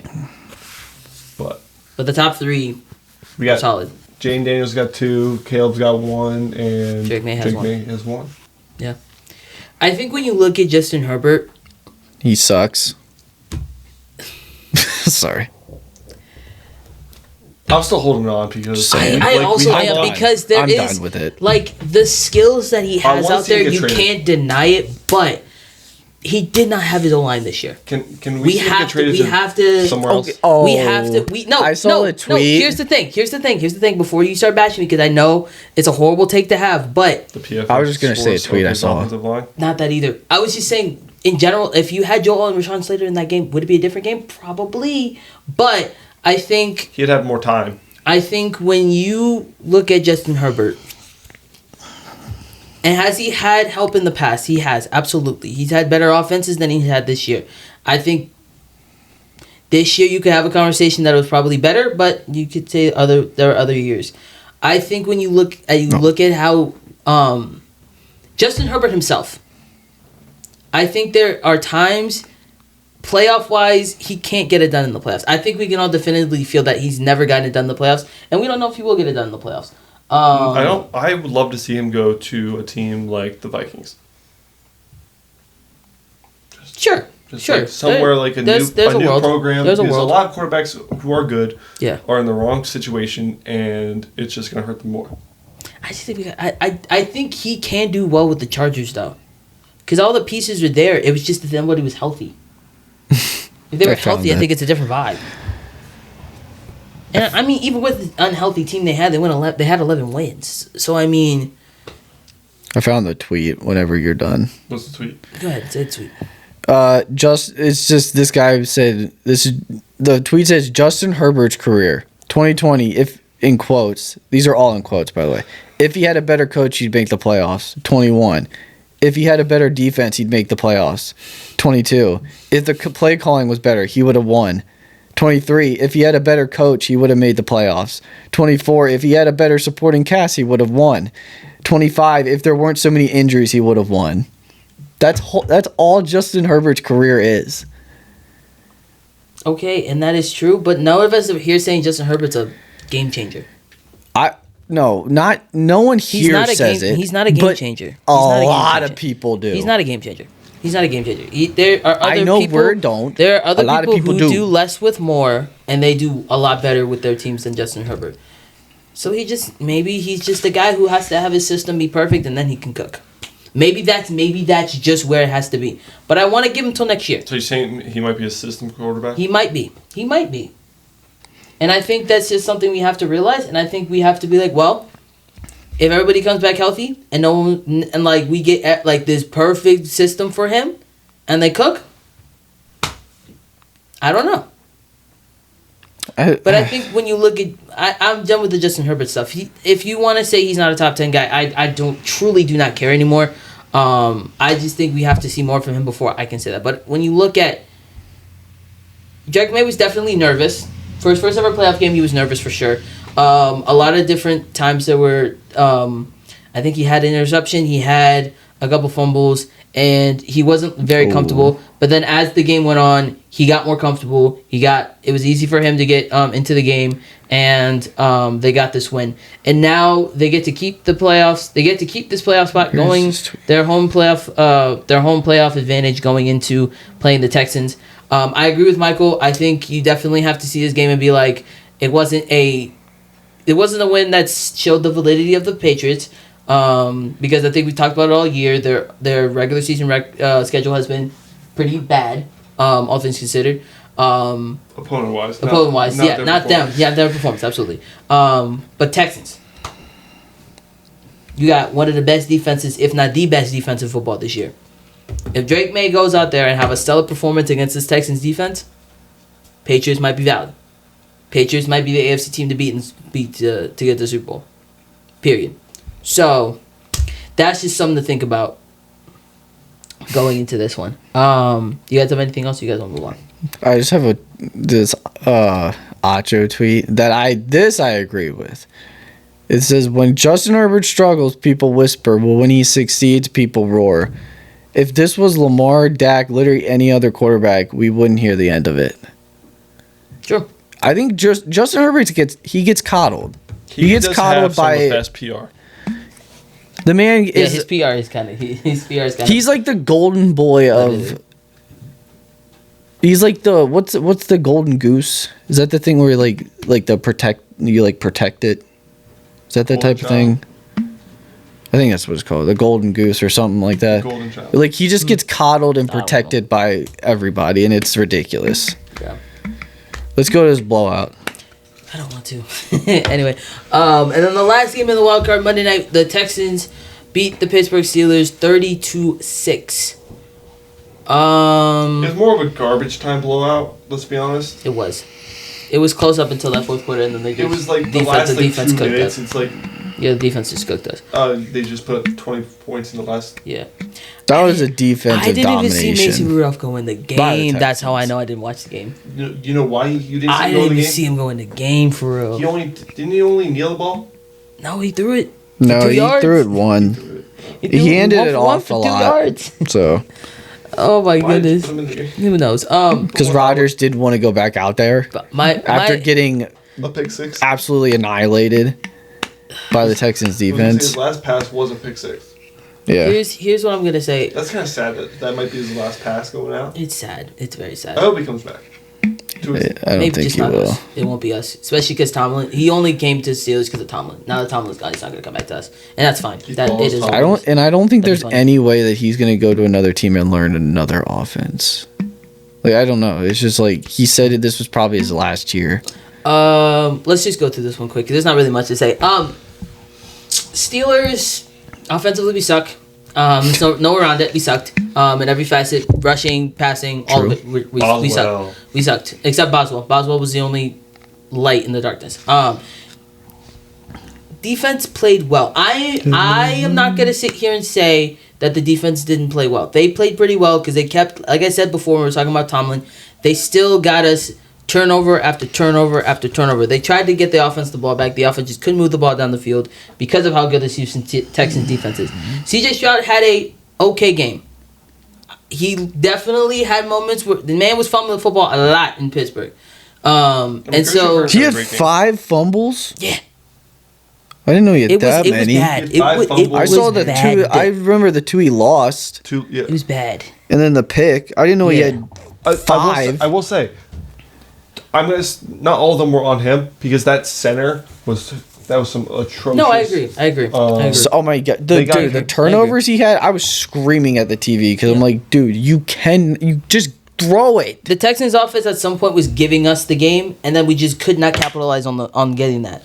I'm not saying this. I love C.J. Stroud. C.J. Stroud is one of my favorite quarterbacks to come out of what draft was he? Was 2022? 3 or 3. 20, maybe it's 2023. He's one of my favorite quarterbacks coming out of that draft, and he has been cooking with the Texans. This is his third year. He was Bryce Young. So 23. Yeah. Okay. So he's one of my favorite quarterbacks coming out of that draft class, but you can't play in a game like that and knowing that you need this win to move forward and like have a shaky game like that. Yeah, his center had most of the issues, but you just can't be nervous and like rattled like that. You got to know when to get rid of the football. Exactly. But the greater things about it, I mean, Woody Marks and Nick Chubb looked amazing. They could run the football over us, so that's interesting to see how they're gonna do that going to play the Patriots. Christian Kirk, I mean, he just had an amazing game against our secondary, for Nico. Especially because of Nico going down with his injury. Hopefully, we'll have him back in this game, but it's looking He's a shaky. concussion, so it's looking shaky, but we'll see. We'll see what happens. But I mean, if it's Kirk, Higgins, Hutchinson, Schultz, Noel, they should be fine. And I got nothing to say about the defense. The defense played a stellar game. They played amazing. Cooked us in all facets off. We could not do anything offensively with the ball. Yeah. So that's it. There's a player I saw that there's a possible person for you guys to bring in. I don't know if he'd be like the president of operations or some sort of aspects or what he would do, but someone wants you guys to do what the Falcons did. And bring Ben Roethlisberger in the front office. Yeah. I wouldn't hate it. Seeing Matt Ryan in the Falcons front office is kind of cool. No, it is absolutely. Yeah, I think it would just be interesting to see how they do that, but having Ben Roethlisberger back in the Steelers would be a horrible thing, huh? Imagine him as your OC. That'd be funny. I got nothing else to say. Steelers season's over, and I'm just utterly sad. I want you guys to bring in. I'm actually glad. I was gonna say. Oh, sorry. I was saying I just really want them to bring in Gruden to work with Will Howard. If it happens, it wouldn't surprise me. But I just need Terrell Austin and Arthur Smith out. That's all I want at this point. Oh, yeah. Whoever the head coach is, I don't care. Just as long as those two are gone. Well, they're out as long as they don't get. I know. I'm just hoping. I want to see it in the next couple of days, saying that it's on the news, that it's official, all that.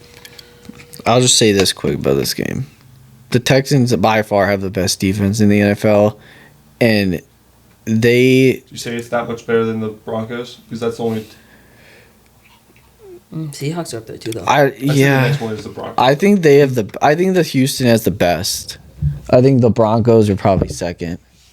I think they got dogs on every facet. Because I don't know, linebacker. They can get pressure with like if they just did a 3-man rush, they could get pressure. Somebody said something. They don't do any coverages. Like they don't disguise their coverages. No, they have show their coverages right there. They're like, we're gonna give you our coverage. Beat us. Like for the most part, they show you what they're doing. Street fight defense I've ever seen. Like if you want to beat us, come out in the streets and beat us. No, okay, I'll say this: I don't think they're obviously not to this level, but their mentality is like a 2000s Ravens. Like they're like, you can try whatever you want. It's like a small version of it. But we're gonna still beat the crap out of you. Yeah, we'll show you what we're doing, but we're. Yeah. Will Anderson Jr. We're still gonna beat you. Amazing. Like he is amazing now, but he's getting so much when he better. gets to his peak. Him and Danielle Hunter are the most disgusting pass rush duo in the NFL. And we knew that when Danielle Hunter was gonna be on the team. It's like, it'll be good. Like that's absolutely ridiculous. That's your pass rush duo. But who did the Texans have? What pick? The Texans are still available, so they're probably gonna be. For them, I think this really came down to that. Like the Steelers couldn't capitalize on the turnovers. Yeah.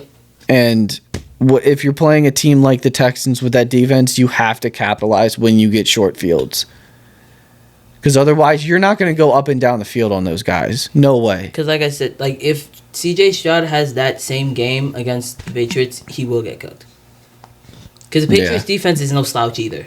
No, they are very good defense. They are no slouches either. They're not going to walk in there and just score 30 on them like they did today. Oh. And they didn't even score 30. Their defense scored most of their points.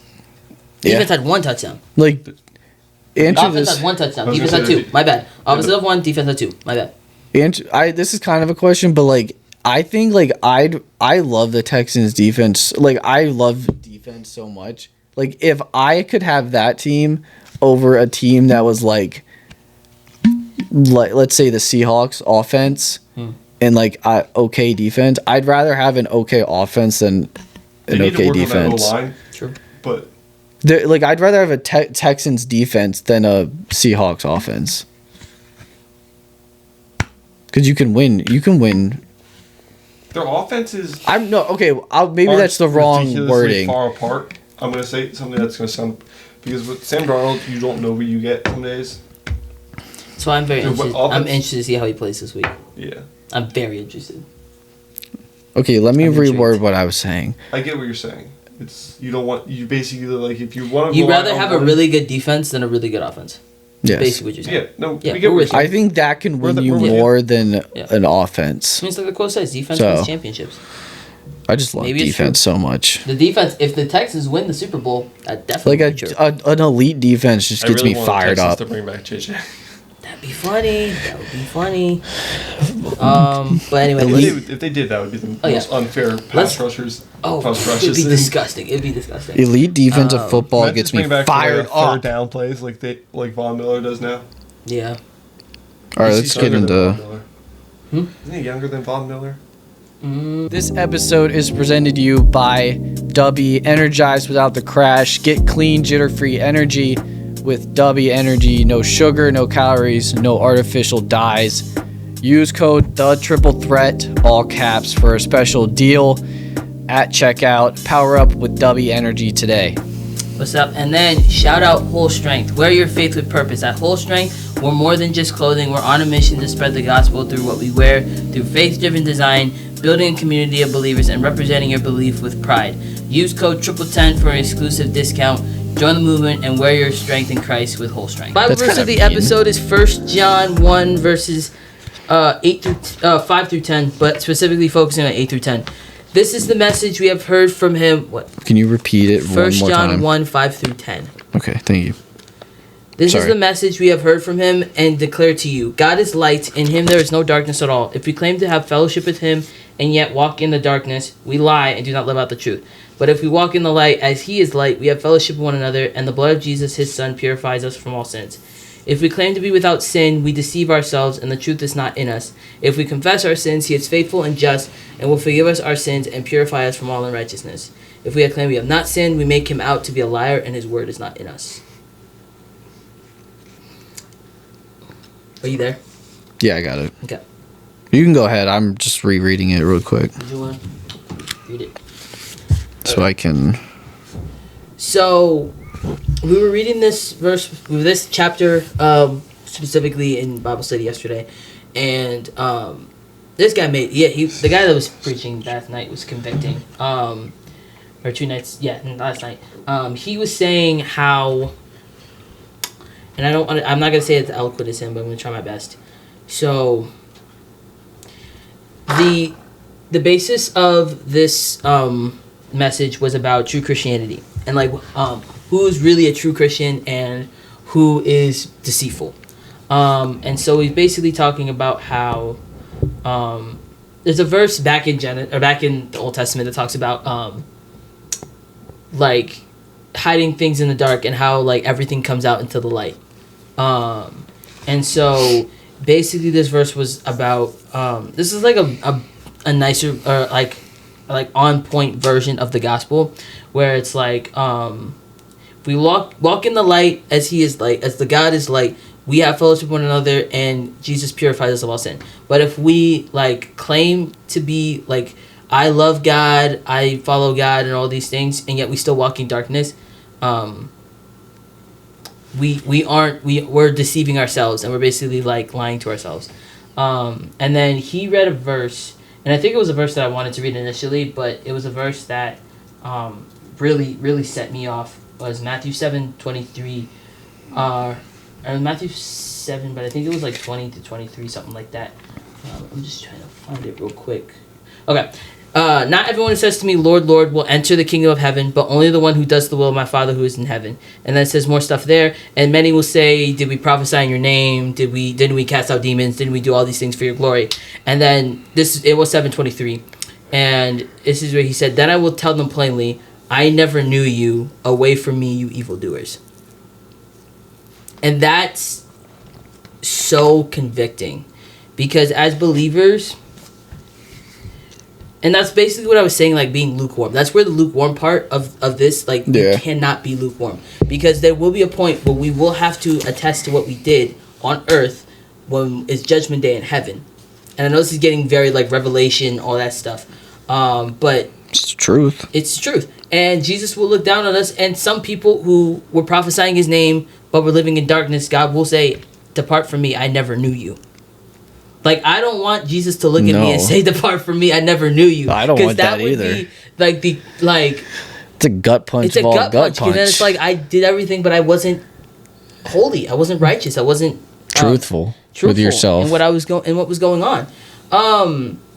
That's a gut punch of all gut punches. Bro, like, it hit me like a truck. And so that's why, like, all you all people who are very new Christians, or even like have been seasoned for many years but have gone down the wrong path and are coming back, be in your word, pray, do the righteous things that you know you should be doing. Be like, just do what God wants you to do. Be a Christ follower, because like I said, we're all gonna have to attest in heaven at some point for what we've done. And like, there's a point where like, you don't want God saying, "Depart from me, I never knew." You don't want God saying that. But going back to that verse that I was talking about, it basically was saying, and this is like the hope and the grace part of it all, is that if we confess our sins, and confess our sins means like, it's in the open. Like, you're not ashamed of talking about what happened because you're a better person from that, and you're not doing the same thing over and over again, that same sin. Yeah. He is faithful and just and will forgive us of our sins and purify us from all unrighteousness. And when he's talking about just, which is how he said it at Bible study yesterday, what he's saying is, it would be unjust of God to punish us when Jesus wipes away our sins. Like, that's the crazy part. Like, it would be unjust of God to punish us for our sins when we ask for forgiveness and Jesus wipes the slate clean. That's unjust. So that gives us hope that, like, hey, if you confess your sins to God and you move away from them, God will wipe that slate clean. And you don't have to worry about that no more. Because God won't punish you for that no more. Because if Jesus wiped away the sin, he was the ultimate payment. Yeah. Like, there's no other payment we can get for sin. Like it literally says in the Bible, the punishment for sin is death. Period. Point blank, period. Like, death. Period. So, you, like, if you don't confess, like, if we confess it and Jesus wipes away our sin, God's not going to be unjust and like, punish you for that. Yeah.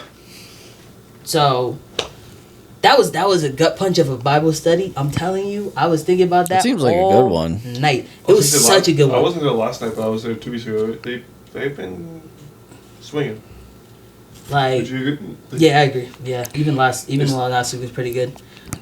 Yeah, I can send you the link because they record that stuff and it's on like Spotify and YouTube and stuff. So if you want that, I can send. Is it like a thing where you just like, it's like someone preaches basically? Yeah. And you just go through. Sure, basically, yeah. But I can send you the link. So it was a really good preaching, and I might recommend. go. I might put it. I might put it in our. I might put it in our. Because I want to do something. Like, I want to do something. I agree. Yeah, pull up. We're also, me and Katrina are joining a group at church for married people.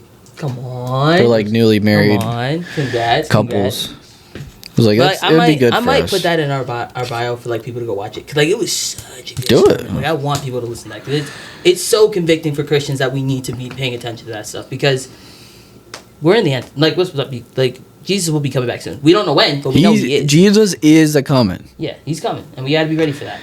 But yeah, I think the most important part of this is that we acknowledge our sins and we confess them. True. Very true. Because God knows all.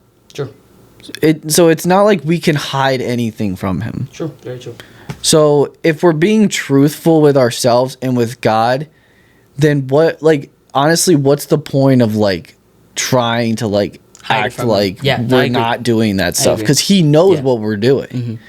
So if we're being truthful and honest and truly confessing our sins and repenting for our sins, then just acknowledge it. Like, there's no reason to not do that. Yeah.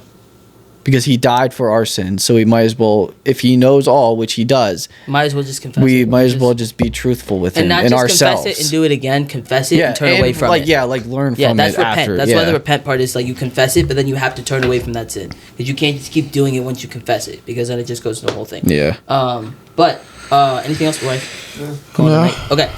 Before we end it, guys, leave your questions or suggestions down in the comments. We want to talk to y'all. Give us some thoughts about what we talked about today, about the coaching carousel that we're going through, the wild card, our divisional picks, all that. Let us know in the comments below. And just check out our previous videos for NFL content and more. All the stuff that we're going to be rolling into the new year. Mike, do you have anything else before we call it a night? Jake, do you have anything else before we call it a night? Nope. Here's with the outro, brother. We good. That's going to wrap up this video of the Triple Threat Podcast. Make sure you go check out our channel. We appreciate if you hit that like and subscribe button and the notification bell so you know when all of our videos drop. We will see you guys next episode. God bless y'all.